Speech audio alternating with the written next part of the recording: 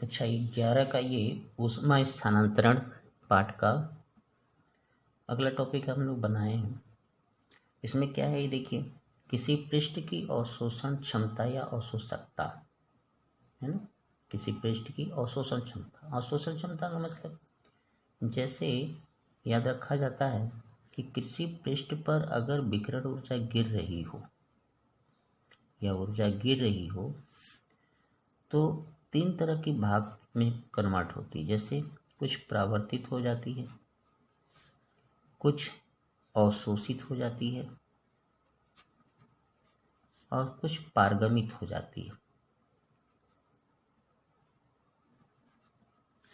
ये क्रिया होती है, यानी किसी वस्तु को जब हम ऊष्मा देते हैं विकिरण ऊर्जा का, तो परावर्तित हो जाती है, कुछ कुछ अवशोषित होती है, कुछ पारगमित होती है। यानी जो ऊष्मा आती है किसी एक काम में यूज नहीं होती। तो उसी के लिए हम लोग, अगर कोई बॉडी है तो बॉडी कितना अवशोषण करती है उस ऊष्मा का, ये आपको इसमें हम बताना चाह रहे थे। तो देखिए, जब किसी पृष्ठ पर विकिरण ऊर्जा आपतित होती है तो पृष्ठ द्वारा अवशोषित विकिरण ऊर्जा आपतित हो रही है, विकिरण ऊर्जा, ये विकिरण ऊर्जा आपतित हो रही है। तो पृष्ठ द्वारा अवशोषित विकिरण ऊर्जा तथा पृष्ठ पर आपतित विकिरण ऊर्जा की कुल मात्रा, विकिरण ऊर्जा की आप यहाँ कुल लिख सकते हैं, कुल मात्रा के अनुपात को उष्ट पृष्ठ की अवशोषण क्षमता कहते हैं, है ना। जैसे मान लीजिए 10 जूल गिरी, 10 जूल ऊष्मा आई, उसमें से 5 जूल अवशोषित हो गई, तो 5/10 उस पृष्ठ की अवशोषण क्षमता हो जाएगी। ठीक है, तो अवशोषण क्षमता या अवशोषकता कहते हैं। इसे दिखाते हैं ए से, स्मॉल ए बराबर होता है पिंड के पृष्ठ द्वारा अवशोषित विकिरण ऊर्जा बटे पिंड के पृष्ठ पर आपतित कुल विकिरण ऊर्जा। ठीक है, ये इसका सूत्र हो जाता है। दूसरी बात, इसका मात्रक नहीं होता। क्यों नहीं होता? दोनों में ही ऊर्जा है ना, दोनों अनुपात में क्या है, ऊर्जा है। दूसरी एक स्पेक्ट्रमी अवशोषण क्षमता होता है। तो देखिए, एक लैम्डा तरंगदैर्घ्य की विकिरण ऊर्जा के लिए, यानी पृष्ठ पर एक निश्चित तरंगदैर्घ्य की विकिरण ऊर्जा आपतित अगर हो रही हो के लिए पृष्ठ द्वारा अवशोषित विकिरण ऊर्जा तथा लैम्डा तरंगदैर्घ्य के लिए ही आपतित विकिरण ऊर्जा की कुल मात्रा के अनुपात को उस पृष्ठ की स्पेक्ट्रमी अवशोषण क्षमता कहते हैं, है ना। ये स्पेक्ट्रमी अवशोषण क्षमता का संकेत है।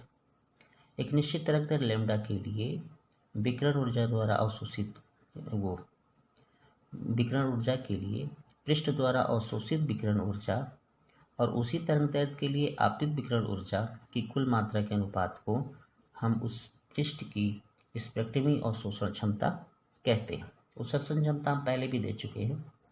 अब आते हैं आदर्श कृष्णिका। ऐसी वस्तु, जैसे कोई वस्तु हो, है ना, और अपने ऊपर जो भी विकिरण ऊर्जा आए उसे पूर्ण रूप से अवशोषित कर ले। पूर्ण रूप से क्या कर ले? अवशोषित कर ले। तो ऐसी बॉडी को हम क्या कहते हैं, ऐसे वस्तु को हम कहते हैं आदर्श कृष्णिका। ठीक है, जैसे समझ रहे हैं कि ऐसी वस्तु जो अपने ऊपर आपतित सभी प्रकार के, चाहे वो किसी भी तरंगदैर्घ्य का हो, विकिरण ऊर्जा का पूर्ण रूप से अवशोषित कर ले, उसे हम कहते हैं आदर्श कृष्णिका।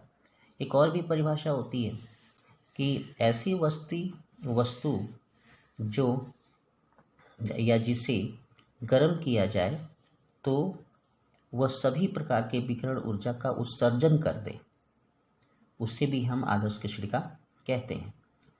तो इसमें आपको समझ में आ गया कि वो वस्तु में जो आपतित प्रकाश के चाहे वो किसी भी तरंगदैर्घ्य हो या ऊर्जा का पूर्ण रूप से क्या कर ले, अवशोषण कर ले, उसे हम कहते हैं आदर्श विकिरण ऊर्जा, आदर्श कृष्णिका,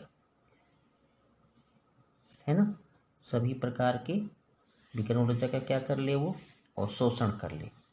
और एक और भी बताए थे आपको कि जब उसे गर्म किया जाए तो सभी प्रकार के विकिरण ऊर्जा का उत्सर्जन भी करे, उसे भी हम आदर्श कृष्णिका कहते हैं। इसीलिए कालिख को हम आदर्श कृष्णिका मानते हैं। दूसरा, सूर्य को भी आदर्श कृष्णिका मानते हैं। सूर्य की क्या खास बात है? सूर्य से सभी प्रकार के विकिरण ऊर्जा उत्सर्जित होते हैं जब वो गर्म रहता है, और कालिख पर सभी प्रकार के विकिरण ऊर्जा डालने पर उसे वो अवशोषित कर लेती है।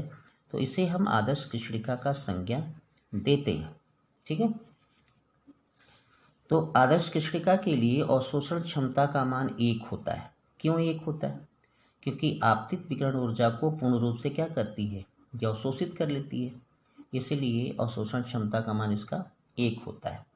आदर्श कृष्णिका पूर्ण अवशोषक होती है, यानी जितने भी प्रकार के विकिरण ऊर्जा ऊपर आपतित होगी उस सभी प्रकार के विकिरण ऊर्जा को वो अवशोषित कर लेगी, इसलिए पूर्ण अवशोषक होती है।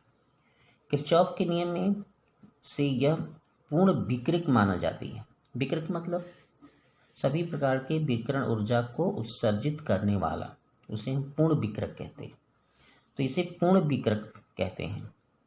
यानी जब आदर्श कृष्णिका अवशोषक हो सकती है तो पूर्ण विकिरक भी हो सकती है। यानी आदर्श कृष्णिका को अगर गर्म करेंगे तो उसमें सभी प्रकार के जो विकिरण ऊर्जा जो उसने अवशोषित करती है या की है उसे वो बाहर निकाल लेती है। ये किसने बताया था? किरचॉफ में बताया गया था कि अच्छे अवशोषक अच्छे उत्सर्जक होते हैं, इसी नियम में आया था।